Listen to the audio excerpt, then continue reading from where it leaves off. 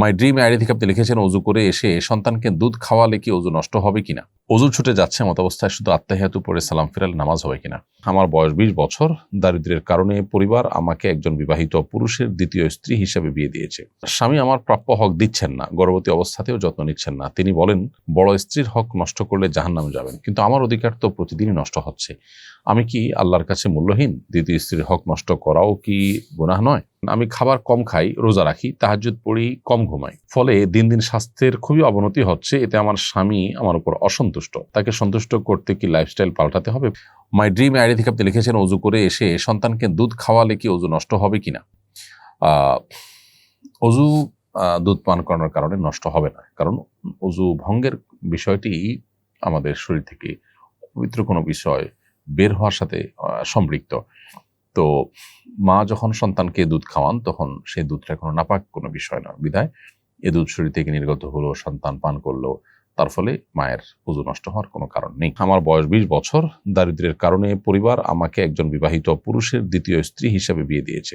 স্বামী আমার প্রাপ্য হক দিচ্ছেন না, গর্ভবতী অবস্থাতেও যত্ন নিচ্ছেন না। তিনি বলেন বড় স্ত্রীর হক নষ্ট করলে জাহান্নামে যাবেন, কিন্তু আমার অধিকার তো প্রতিদিনই নষ্ট হচ্ছে। আমি কি আল্লাহর কাছে মূল্যহীন? দ্বিতীয় স্ত্রীর হক নষ্ট করাও কি গুনাহ নয়? অনুগ্রহ করে এই বিষয়ে আমার স্বামীকে নসিহত করুন।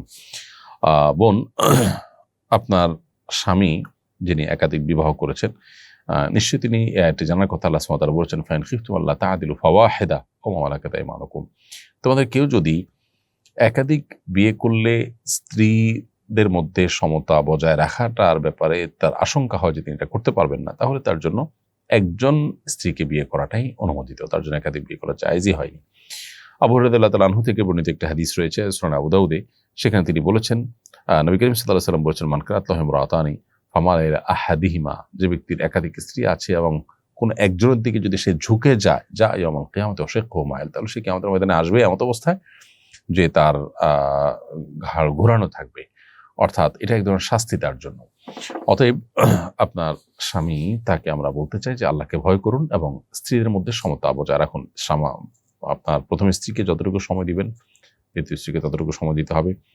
প্রথম স্ত্রীর জন্য যা যা আপনি খরচ করবেন, দ্বিতীয় স্ত্রীর জন্য তা আপনাকে খরচ করতে হবে। এই বিষয়টি আমাদের একাধিক বিয়ে যারা করেছেন তাদেরকে অবশ্যই মেনটেন করতে হবে। অজু ছুটে যাচ্ছে এমত অবস্থায় শুধু আত্তাহিয়াতু পড়ে সালাম ফিরালে নামাজ হবে কিনা? অজু ছুটে যাচ্ছে এরকম অবস্থা যদি আপনি শুধু আত্তাহিয়াতু পড়েন এবং আত্তাহিয়াতু পড়ে তারপরে আপনি যদি সালাম ফেরান, তাহলে সেক্ষেত্রে নামাজ হয়ে যাবে। কারণ দুরুদ এবং দোয়া মাসুরা বিশুদ্ধ মত অনুযায়ী এটা ওয়াজিব নয়, যার কারণে আত্তাহিয়াতু পড়ে আপনি সালাম ফিরে তারপরে আপনার প্রয়োজন আপনি পূরণ করলেন, সেটি জায়েজ আছে। আমি খাবার কম খাই, রোজা রাখি, তাহাজ্জুদ পড়ি, কম ঘুমাই, ফলে দিন দিন স্বাস্থ্যের খুবই অবনতি হচ্ছে। এতে আমার স্বামী আমার উপর অসন্তুষ্ট। তাকে সন্তুষ্ট করতে কি লাইফস্টাইল পাল্টাতে হবে? পরামর্শ কামনা করছি। বোন হাসনা তারা, আপনার স্বামী যদি আপনাকে নফল রোজা রাখতে নিষেধ করেন তাহলে সেটা শুনে আপনার জন্য কর্তব্য। ঠিক একইভাবে নফল নামাজ ইত্যাদি করতে আপনার যদি নিষেধ করেন সেগুলো আপনাকে শুনতে হবে। তিনি কোনো ফরজ বিধান যদি আপনাকে পালন করতে নিষেধ করেন, কোনো অন্যায় কাজ করতে বলেন, সেটা অবশ্যই আপনি শুনবেন না। কিন্তু এই জাতীয় নফল বিষয়গুলোতে তিনি আপত্তি জানালে তার সে আপত্তিকে অগ্রাধিকার দেওয়াটা আপনার কর্তব্যের অংশ, এবং এটাই হলো শরিয়ার নির্দেশনা। এবং স্বামী স্ত্রীর মধ্যে দাম্পত্য শান্তি সুখ যেন বজায় থাকে, সেটার জন্য স্বামী স্ত্রী উভয়কে পরস্পর শ্রদ্ধাশীল এবং দায়িত্বশীল হতে, এটা তারই অংশ হিসাবে আপনাকে করতে হবে। আল্লাহ তাআলা বলেছেন, ওয়ালা তুলকু বিআইদিকুম ইলা তাহলুকা, তোমরা নিজেদেরকে ধ্বংসের দিকে ঠেলে দিও না। আপনি যে দিন দিন স্বাস্থ্য খারাপ হয়ে যাচ্ছে, অবনতি হচ্ছে, আপনি নিজেই বলছেন, এরকম কাজ করা এমনিতেও আপনার জন্য উচিত নয়। এছাড়া নবী করিম সাল্লাল্লাহু আলাইহি ওয়াসাল্লাম বলেছেন, লা দাররা ওয়ালা দিরার, নিজে ক্ষতিগ্রস্ত হওয়া জায়েজ নাই, অন্য ক্ষতি করাও জায়েজ নাই। তাহলে নিজের ক্ষতি করলেন, সেটাও কিন্তু আপনার জন্য জায়েজ নয়।